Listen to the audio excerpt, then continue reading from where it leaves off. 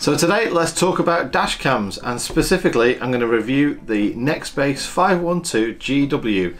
It's a really interesting dash cam that's got several features that you don't normally find in other dash cams. Yes, it's got GPS tracking in there so that you can obviously always work out where you were if you were in an accident, and that's logged, which means it can also track your speed. It can track the force of an accident in what's called G ratings as well, the measure of G as in gravity forces, so it knows whether it was a severe accident or not. And this specific model, like its other models, has a lovely little screen on the back there. So it's got two recording modes on this one. The first one is that it's got 1080 HD.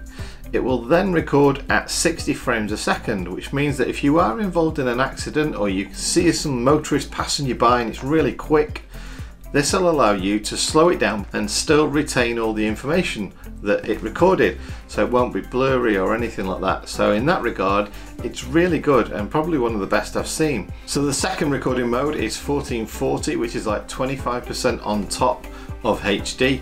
There's no slow motion feature in that, so it's standard recording frame rates.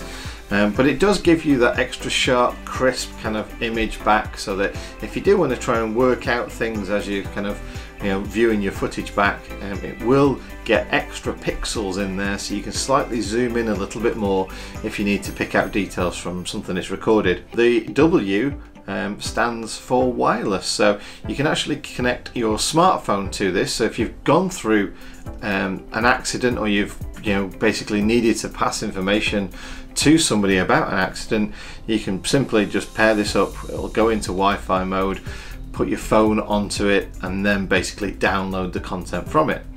So another good feature about this new version of Nextbase dash cams is that they are sort of touch inputs rather than having buttons like the old one. It's not really a touch screen, but it is a touch input on the actual markings on the back there. So it allows you to go into the menus, change the menu options, and you can also set things like parking control.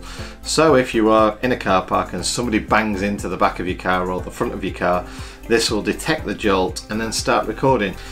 Some of the other menu features on there are obviously the sensitivity. Like I say, you can actually put up the display on the back and watch what you've actually recorded as well. And going through the modes, there's tons of features on there. One thing that this model has got, something that I've never seen on another model, is it's got a tiny filter on the outside there, and it's called a polarizing filter. And by twisting the filter, it allows you to effectively take the glare from a car's windscreen or headlamps or whatever. So for example, one of the biggest things really about a dash cam is that you're looking through your windscreen, which is on a slight angle. So you'll always have some glare from the glass in front of it.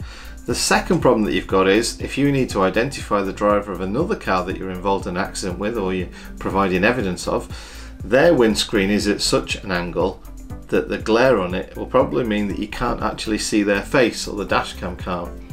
The beauty therefore of the polarizing filter on the front of this is that once you've tuned it, you'll actually get to see straight through the glass as if the glass almost wasn't there. So it means you're going to get a really crisp image of the person in the other car and through your car windscreen at all times.